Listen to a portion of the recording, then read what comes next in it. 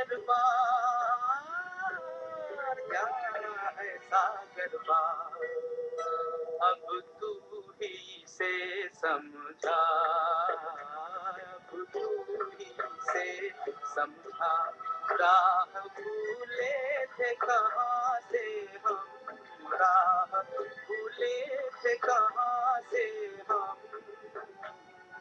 प्यार का सागर तेरी एक बूंद के प्यासे हम, तेरी एक बूंद के प्यासे हम।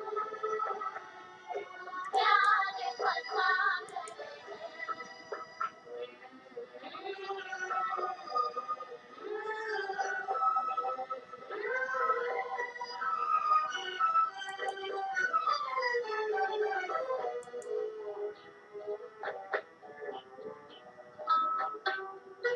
इधर झूम के गाए जिंदगी, उधर है मौत खड़ी, उधर है मौत खड़ी। कोई क्या जाने कहाँ है सीमा, उलझन आन पड़ी, उलझन आन पड़ी।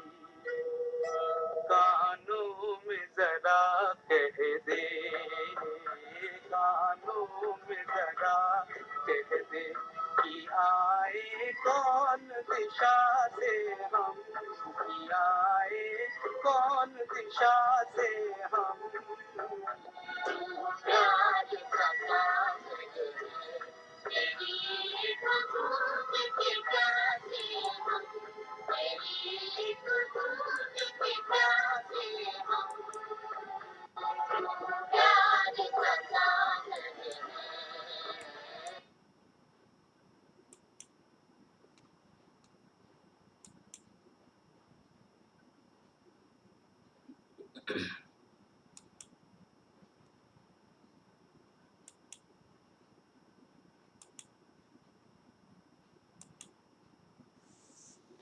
ओम शांति।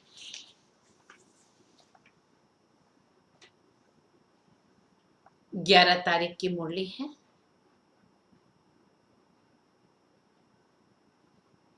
बाबा ने हम बच्चों को टाइटल ही दिया है कि तुम सच्चे सच्चे राजयोगी भी हो, तो राज ऋषि भी हो, राज योगी भी हैं और राज ऋषि भी हैं। कि जो योग वर्तमान समय बाबा ने हम बच्चों को सिखाया है, उससे हम डबल राजाई प्राप्त करते हैं। वर्तमान समय अपनी ही कर्मेंद्रियों के ऊपर हम अधिकार प्राप्त कर लेते हैं। अपने ऑर्डर से हम अपने कर्मेंद्रियों और मन बुद्धि संस्कार सूक्ष्म इंद्रियों को चलाते हैं, तो स्वयं के राजा बन जाते हैं। इसलिए बाबा ने हम बच्चों को कहा राजयोगी। और फिर जो वर्तमान समय स्वयं के राजा बनते हैं, तो वो भविष्य में भी सतयुग में महाराज कुमार और महाराज कुमारी बनते हैं। तो डबल प्राप्ति वर्तमान समय के योग से होती है। दूसरा बाबा ने टाइटल दिया राज ऋषि, कि राजा तो बनते ही हैं, लेकिन साथ साथ हम ऋषि भी हैं। है तो दोनों विरोधाभास बातें, कहाँ राजा और कहाँ ऋषि। लेकिन ऋषि अर्थात वैरागी, ऋषि अर्थात तपस्वी। तो तप से ही हम राजाई प्राप्त करते हैं। तो इसीलिए हम वर्तमान समय राजयोगी भी हैं और राज ऋषि भी हैं। सुनते हैं प्यारे बाबा के मधुर महावाक्य। मीठे बच्चे, तुम अभी सच्चे सच्चे राजयोगी हो। तुम अभी सच्चे सच्चे राजयोगी हो। तुम्हें राज ऋषि भी कहा जाता है। तुम्हें राज ऋषि भी कहा जाता है। राज ऋषि माना ही पवित्र। सन्यासी होते, ऋषि मुनि होते, वो ब्रह्मचर्य में रहते, पवित्र रहते हैं। तो बाबा ने भी हम बच्चों को पवित्र रहना सिखाया है। इसीलिए बाबा ने कहा तुम्हें राज ऋषि भी कहा जाता। राज ऋषि माना ही पवित्र। प्रश्न है, तुम बच्चे मनुष्यों को माया रूपी रावण की दलदल से कब निकाल सकते हो? तुम बच्चे मनुष्यों को माया रूपी दलदल से कब निकाल सकते हो? बाबा ने कहा, जब तुम खुद उस दलदल से निकले हुए होंगे। दलदल माना कादव कीचड़ होता है ना, और उसमें भी विशेष दरिया किनारे बड़ा खतरनाक होता है। एक बार पैर धीरे धीरे अंदर जाना शुरू हुआ, माना पूरा का पूरा ही नीचे चला जाता है व्यक्ति। और कई बार तो यदि उसको कोई खींचता है ना, तो वो भी खींच जाता है अंदर ही। इतना खतरनाक होता है। तो ये संसार रूपी सागर का भी जो ये दलदल है ना, वो भी इतना ही खतरनाक है। तो बाबा ने कहा, जब तुम उस दलदल से खुद निकले हुए होंगे, दलदल से निकलने वालों की निशानी है इच्छा मात्रम अविद्या। दलदल से निकलने वालों की निशानी है क्या? इच्छा मात्रम अविद्या। इच्छा क्या होती है उसका ज्ञान मात्र भी ना हो। एक बाप के सिवाय और कुछ भी याद ना आए। एक बाप के सिवाय और कुछ भी याद ना आए। अच्छा कपड़ा पहने, अच्छी चीज खाएं, ये लालच ना हो। अच्छा कपड़ा पहने, अच्छी चीज खाएं, ये लालच ना हो। तुम पूरा ही वनवाह में हो। इन छोटी छोटी बातों में बुद्धि जाएगी तो फिर बाबा की याद नहीं रहेंगे। इसलिए बाबा ने कहा, तुम पूरा वनवाह में हो, इस शरीर को भी भूले हुए, मेरा कुछ भी नहीं, मेरा कुछ भी नहीं, मैं आत्मा हूं, मैं आत्मा हूं। ऐसे आत्म अभिमानी बच्चे ही, ऐसे आत्म अभिमानी बच्चे ही रावण की दलदल से मनुष्य को निकाल सकते हैं। रावण की दलदल से मनुष्यों को निकाल सकते हैं। गीत है, तू प्यार का सागर है, तू प्यार का सागर है। ओम शांति। कोई समय गीत जब बजाया जाता है तो बच्चों से गीत का अर्थ पूछते थे। अब बताओ, तुम कब से राह भूले हो? इस गीत में आता है ना। कोई ने कहा द्वापर से, कोई ने कहा सतयुग से। जो कहते हैं द्वापर से भूले हैं वे रॉन्ग है। सतयुग से राह भूले हैं। राह बताने वाला तो अभी तुमको मिला है। सतयुग में राह बताने वाले को नहीं जानते हैं।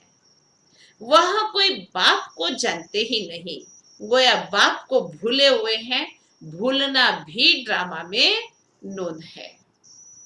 फिर अभी राह बताने आए हैं। कहते हैं ना, प्रभु राह बताओ, नैनहीन को राह बताओ। हम सतयुग से लेकर बाप को भूले हैं। बाबा प्रश्न पूछते हैं बुद्धि चलाने के लिए। ये ज्ञान ही निराला है ना।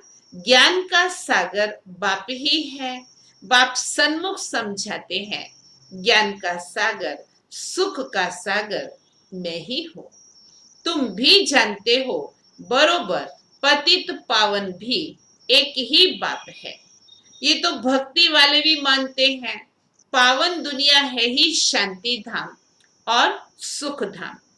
अब सुख धाम और दुख धाम आधा आधा है। ये तो बच्चे अच्छी रीति जानते हैं कि बाप प्यार का सागर है। तभी तो सब उनको फादर कह करके पुकारते हैं। परंतु वो कौन है, कैसे आते हैं, ये भूल जाते हैं। 5000 वर्ष की बात है। बरोबर इन देवी देवताओं का राज्य था। सतयुग में है सदगति, फिर दुर्गति कैसे होती है कौन बताए? बाप ही आकर के समझाते हैं। द्वापर से तुम्हारी दुर्गति हुई है, तब तो बुलाते हो।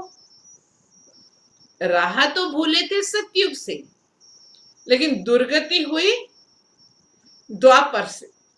तुम समझते हो, ये कोई नई बात नहीं है। बाप कल्प कल्प आते हैं। अभी निराकार बाप आत्माओं को समझाते हैं। कोई भी अपनी आत्मा को नहीं जानते। ऐसे कभी नहीं बताएंगे कि हमारी आत्मा में सारा पार्ट भरा हुआ है। कभी नहीं कहेंगे कि मैं अनेक बार ये बना हूं। सृष्टि नाटक का ज्ञान हो तब तो कहे ना ऐसे। पार्ट बजाया है, ड्रामा को वो जानते ही नहीं है करके लाखों वर्ष कह देते हैं। फिर भी ड्रामा तो है ना, ड्रामा रिपीट होता है। ये तो कहेंगे ना, ये ज्ञान बाप ही आकर के सन्मुख देते हैं, मुख से बात कर रहे हैं। तुम जानते हो, हमको शिव बाबा ने ब्रह्मा द्वारा अपना बनाए ब्राह्मण बनाया है। शिव बाबा का ये बच्चा भी है तो वन्नी भी है, वाइफ भी है, स्त्री भी है। देखो कितने बच्चों की संभाल की जाती है। अकेला मेल होने के कारण सरस्वती को मददगार बनाया है कि बच्चों को संभालो। ये बातें शास्त्रों में नहीं है, यह है प्रैक्टिकल। बाप ही राजयोग सिखाते हैं। जिनको राजयोग सिखाया वो राजाएं बने, 84 जन्मों में आए। बाइबल, कुरान, वेद शास्त्र आदि पढ़ते तो बहुत है, परंतु समझते तो कुछ भी नहीं है। अभी तुम कोई तत्व योगी नहीं हो। तुम्हारा तो बाप के साथ योग है, अर्थात बाप की याद है। तुम अभी राजयोगी, राज ऋषि हो, अर्थात योगी राज हो। योगी पवित्र को कहा जाता है। स्वर्ग की राजाई लेने के लिए तुम योगी बने हो। बाप पहले पहले कहते हैं पवित्र बनो। योगी नाम ही उनका है। तुम सब राजयोगी हो। तुम ब्रह्मा मुख वंशावली ब्राह्मणों की बात है। तुमको राजयोग सिखा रहे हैं। स्टूडेंट्स हो गए ना। स्टूडेंट्स को कब टीचर भूलेगा क्या? जानते हो, शिव बाबा हमको पढ़ा रहे हैं, परंतु माया फिर भी भुला देती है। तुम अपने पढ़ाने वाले टीचर को भूल जाते हो। भगवान पढ़ाते हैं ये समझे तो फिर नशा भी चढ़ा रहे। स्कूल में आईसीएस पढ़ते हैं तो कितना नशा चढ़ा रहता है। बहुत कठिन परीक्षा होती है, आईसीएस, आईएएस, आईपीएस, जिससे कोई कलेक्टर बनते, कोई पुलिस सुपरिटेंडेंट बनते, ऐसे बड़ी बड़ी पोस्ट होती। ये समझे तब तो नशा चढ़ा रहे कि हम स्टूडेंट हैं, हमको पढ़ाने वाला कौन है और हमारी पढ़ाई का एम ऑब्जेक्ट क्या है। स्कूल में आईसीएस पढ़ते तो कितना नशा चढ़ा रहता है। तुम बच्चे तो 21 जन्मों के लिए ये राजाई की पढ़ाई पढ़ते हो।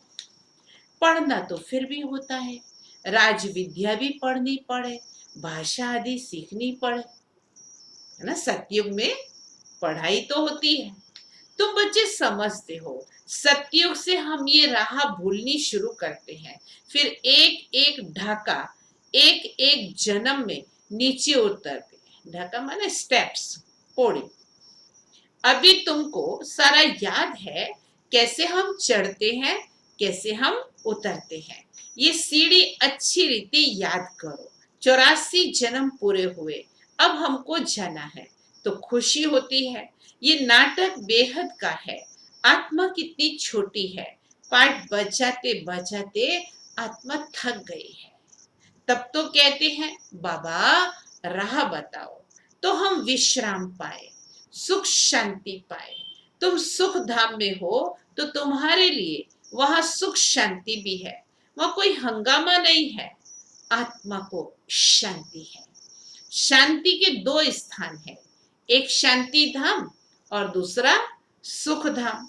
दुख धाम में अशांति है, ये पढ़ाई है। तुम जानते हो, हमको बाबा सुख धाम वया शांति धाम ले जा रहे हैं। तुमको कहने की दरकार नहीं है, तुम जानते हो हम यहाँ पाठ बजाने आए हैं, फिर जाना है। ये खुशी है, शांति की खुशी नहीं। पाठ बजाने में हमको मजा आता है, खुशी होती है। जानते हैं बाबा को याद करने से हमारे विकर्म विनाश होंगे। कोई कहते हैं हमको मन की शांति मिले, ये अक्षर भी रॉन्ग है। नहीं, हम बाप को याद करते हैं तो विकर्म विनाश हो। शांत तो मन रह ना सके, कर्म बिगड़ रह नहीं सकते हैं। बाकी महसूस आती है, हम बाप से पवित्रता, सुख, शांति का वर्षा ले रहे हैं, तो खुशी होनी चाहिए। ये तो है ही दुख धाम, इसमें सुख हो नहीं सकता। मनुष्य शांति धाम, सुख धाम को भूल गए हैं। तो जिनको बहुत पैसे हैं ना, तो समझते हम सुख में हैं। सन्यासी घर बार छोड़ जंगल में जाते हैं, कोई हंगामा तो है नहीं, तो शांत तो हो जाते हैं, परंतु वो हुआ अल्पकाल के लिए। आत्मा का जो स्वधर्म है उसमें तुम शांति में रहते हो। यहाँ तो प्रवृत्ति में आना ही है, पाठ बचाना है, यहाँ आते ही है कर्म करने के लिए। कर्म में तो आत्मा को जरूर आना ही है। तुम बच्चे समझते हो, ये समझाने बेहद का बाप दे रहे हैं, निराकार भगवान वाज। अब तुम जानते हो हम आत्मा है, हमारा बाप परम पिता परमात्मा है। परम आत्मा माना परमात्मा, उनकी ये आत्मा बुलाती है। वह बाप ही सर्व का सदगति दाता है। अब बाप कहते हैं बच्चे, देही अभिमानी बनो, बस यही मेहनत है। आधा कल्प से जो खाद पड़ती है वो इस याद से ही निकलेगी तुमको सच्चा सोना बनना है। जैसे सोने में खाद मिलाए जेवर बनाते हैं, तुम असल में सच्चा सोना बनते हो। अब तुम्हारी बुद्धि में है, हमने पार्ट बचाया, हम जाते हैं कहाँ? घर, अर्थात पियर घर। परम धाम हमारा पियर घर है। जैसे विलायत से जब पियर घर लौटते हो तो खुशी होती है, तुम्हें भी खुशी है। तुम जानते हो बाबा हमारे लिए स्वर्ग लाया है, बेहद के बाप की सौगात है, बेहद विश्व की बादशाही, अर्थात सदगति। सन्यासी लोग मुक्ति की सौगात पसंद करते हैं। कोई मरता है तो भी कहते हैं स्वर्गवासी हुआ। सन्यासी कहेंगे ज्योति ज्योत समाया, जिसमें सब मिल जाएंगे। वह तो रहने का स्थान है जहां हम आत्माएं रहती हैं। बाकी कोई ज्योति व आग थोड़ी है जिसमें सब मिल जाए। ब्रह्म महातत्व है जिसमें आत्माएं रहती हैं। बाप भी वहां रहते हैं, वो बाप भी बिंदी है। बिंदी का किसी को साक्षात्कार हो तो समझ ही ना सके। बच्चे बहुत कहते हैं बाबा याद करने में दिक्कत होती है। अभी तक देहधारियों को याद करते आए, स्थूल साधनों का सहारा लेते आए, इसलिए सूक्ष्म ज्योतिर्बिंदु को बिना किसी सहारे के याद करना थोड़ी दिक्कत होती है। बिंदी रूप को कैसे याद करें? आधा कल्प तो बड़े लिंग रूप को याद किया, वह भी बाप समझाते हैं बिंदी की तो पूजा हो ना सके, इनका मंदिर कैसे बनाए? बिंदी तो देखने में भी ना आए, इसीलिए शिवलिंग बड़ा बनाते हैं। बाकी आत्माओं के शालिग्राम तो बहुत छोटे छोटे बनाते हैं। कहेंगे पहले ही क्यों नहीं बताया कि परमात्मा बिंदी है? बाप कहते हैं उस समय ये बताने का पार्ट ही नहीं था। शुरू शुरू में तो कहते थे अंगुष्ठा मिसल है, ऐसे अंगूठा करके कि आत्मा अंगुष्ठा मिसल है, क्योंकि पहले एकदम सूक्ष्म ज्ञान किसी को समझ आता नहीं था। परमात्मा बिंदी मिसल है।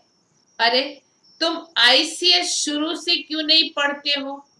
पढ़ाई में भी कायदे हैं, इसीलिए तो देखो कोर्स भी रखा जाता है ना।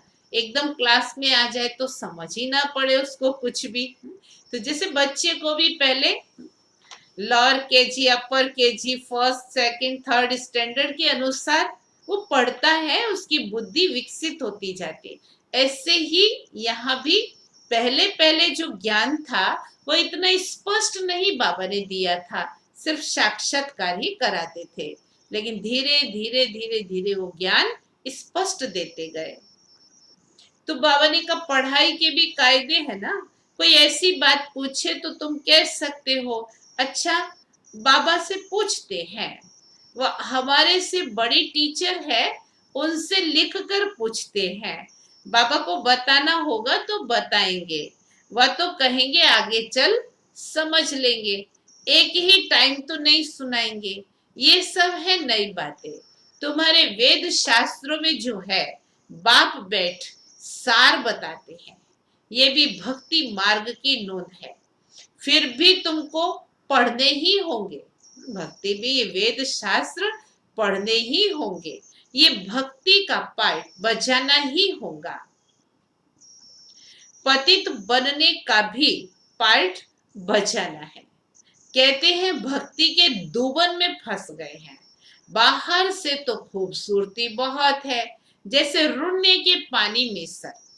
भक्ति भी सुहानी बहुत है, आकर्षक बहुत है। तो बाप कहते हैं ये रुड़ने का पानी है, मृग तृष्णा समान। तुम इस दूबन में फंस जाते हो, फिर निकलना ही मुश्किल हो जाता है, एकदम फंस पड़ते हैं। जाते हैं औरों को निकालने, फिर खुद ही फंस पड़ते हैं। ऐसे बहुत फंस पड़े। आश्चर्यवत सुनंती कथंती औरों को निकालवंती, चलते चलते फिर खुद ही फसंती। कितने अच्छे अच्छे फर्स्ट क्लास थे, फिर उनको निकलना बड़ा मुश्किल हो जाता है। बाप को भूल जाते हैं तो दोबन से निकालने में कितनी मेहनत लगती है, कितना भी समझाओ बुद्धि में बैठता नहीं है। अब तुम समझ सकते हो कि हम माया रूपी रावण की दल दल से कितना निकले हैं। फंसे तो थे एकदम, सिर्फ चोटी ही दिखाई दे रही थी, इतने तक फंस गए थे। अब चोटी से पकड़ के बाबा निकालते हैं तो कितना तक हम निकले हैं वो हम खुद समझ सकते हैं। जो खुद निकला होगा उनके पास शक्ति होगी। जितना जितना निकलते जाते हैं उतना उतना खुशी होती है और दूसरों को भी निकालेगा। बाण चलाने वाले कोई तीखे होते, कोई कमजोर होते हैं। भील और अर्जुन का भी मिसाल है ना। अर्जुन साथ रहने वाला था। अर्जुन एक को नहीं, जो बाप के बनकर बाप के साथ रहते हैं उनको अर्जुन कहा जाता है। साथ में रहने वाले और बाहर में रहने वाले की रेस कराई जाती है। भील अर्थात बाहर रहने वाला तीखा चला गया, दृष्टांत एक का दिया जाता है, बात तो बहुतों की है। तीर भी ये ज्ञान का है, हर एक अपने को समझ सकते हैं हम कितना बाप को याद करते हैं और कोई की याद तो नहीं आती है। अच्छी चीज पहनने व खाने की लालच तो नहीं रहती है। यहाँ अच्छा पहनेंगे तो वहां कम हो जाएगा, सतयुग में कम हो जाएगा। हमको तो वनवाह में रहना है तो बाप कहते हैं तुम अपने शरीर को भी भूल जाओ, ये तो पुराना तमो प्रधान शरीर है। तुम स्वर्ग के मालिक बनते हो, इच्छा मात्रम अविद्या। तो बाप कहते हैं तुम यहाँ जेवर आदि भी नहीं पहनो। ऐसे क्यों कहते हैं? इसके भी अनेक कारण हैं।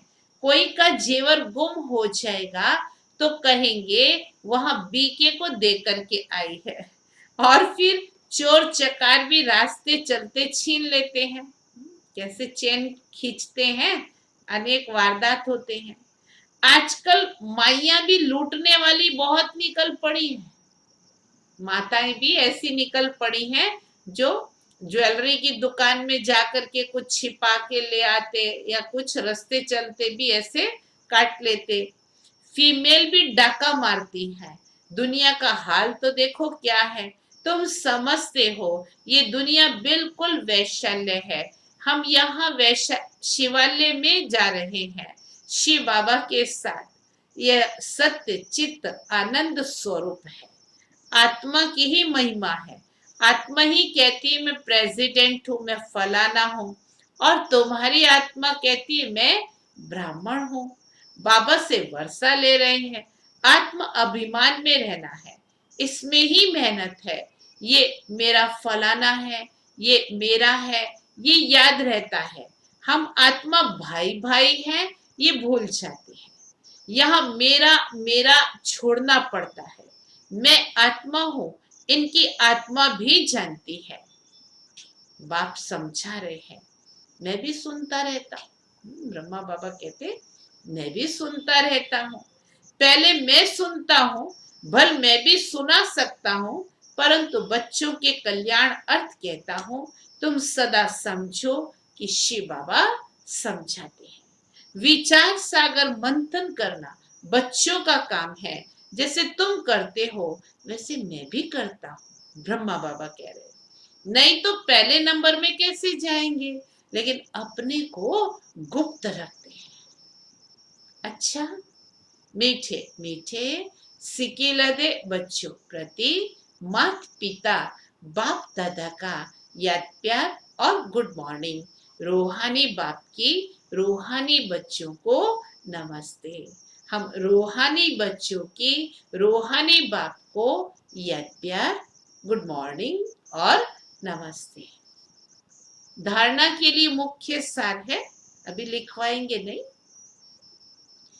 पहली पॉइंट, मेरा मेरा सब छोड़ अपने को आत्मा समझना है, आत्म अभिमानी रहने की मेहनत करनी है, यहां बिल्कुल वनवाह में रहना है, कोई भी पहनने खाने की इच्छा से इच्छा मात्रम अविद्या बनना है। दूसरी पॉइंट है, पार्ट बजाते हुए कर्म करते अपने शांति स्वधर्म में स्थित रहना है, शांति धाम और सुख धाम को याद करना है, इस दुख धाम को भूल जाना है। वरदान, हर संकल्प, समय, शब्द और कर्म द्वारा ईश्वरीय सेवा करने वाले संपूर्ण वफादार भव। संपूर्ण वफादार उन्हें कहा जाता है जो हर वस्तु की पूरी पूरी संभाल करते हैं, कोई भी चीज व्यर्थ नहीं जाने देते। जब से जन्म हुआ तब से संकल्प, समय और कर्म सब ईश्वरीय सेवा अर्थ हो। स्थूल चीजें तो संभालते ही हैं, लेकिन सूक्ष्म अपना संकल्प, समय और कर्म सब ईश्वरीय अर्थ हो। यदि ईश्वरीय सेवा के बजाय कहां भी संकल्प व समय जाता है, व्यर्थ बोल निकलते हैं या तन द्वारा व्यर्थ कार्य होता है, तो उनको संपूर्ण वफादार नहीं कहेंगे। ऐसे नहीं कि 1 सेकंड व 1 पैसा व्यर्थ गया तो क्या बड़ी बात है, नहीं। संपूर्ण वफादार अर्थात सब कुछ सफल करने वाले। स्लोगन, श्रीमत को यथार्थ समझकर उस पर कदम कदम चलने में सफलता समाई हुई है। आज की मम्मा की विशेषता है,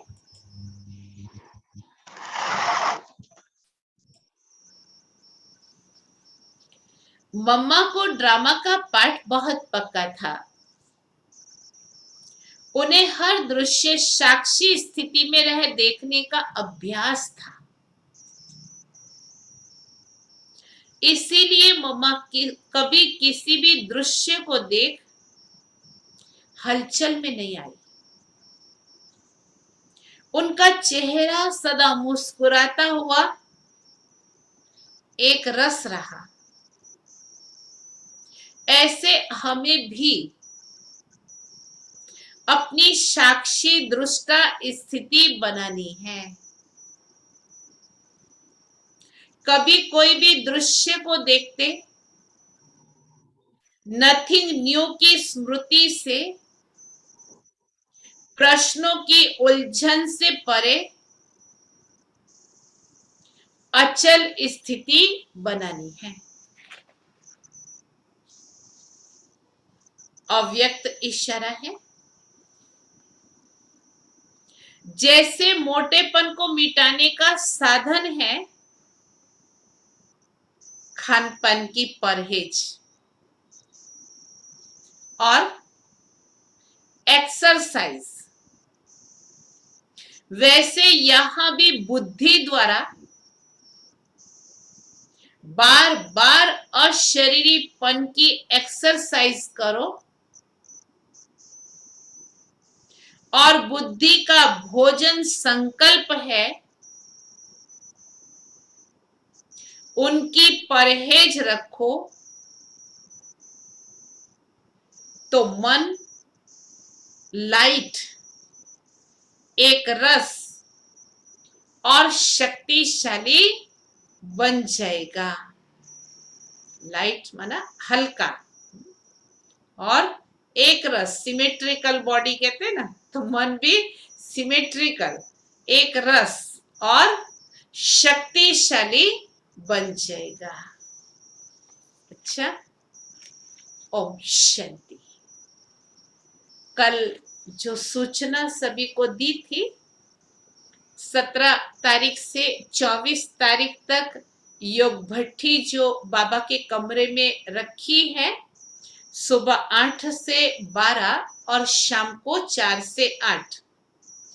तो उसमें हर रोज आना है, ऐसा नहीं किसी ने मैसेज भेजा है हम इस तारीख को इतने बजे आएंगे, नहीं, ये पूरा ग्रुप ही बना रहे हैं, बीच बीच में ऐड या बीच बीच में निकालेंगे नहीं। इसीलिए जो भी नाम लिखवाना चाहते हैं वो 17 तारीख से 24 तारीख तक का एक ही समय फिक्स करके हमको बताएंगे, तो उनका नाम हम इस भट्ठी में ऐड कर सकेंगे। ख्याल आ गया ना इस बात का? क्योंकि किसी ने तारीख लिखी है, इस तारीख को हम इतने बजे आएंगे भट्ठी में, ऐसा नहीं है। 17 तारीख से 24 तारीख तक कंटिन्यू आना है, कोई भी एक टाइम, और वो टाइम फिक्स हो पूरे 8 दिन। अच्छा, ओम शांति। अभी हम सभी बाबा की याद में बैठेंगे।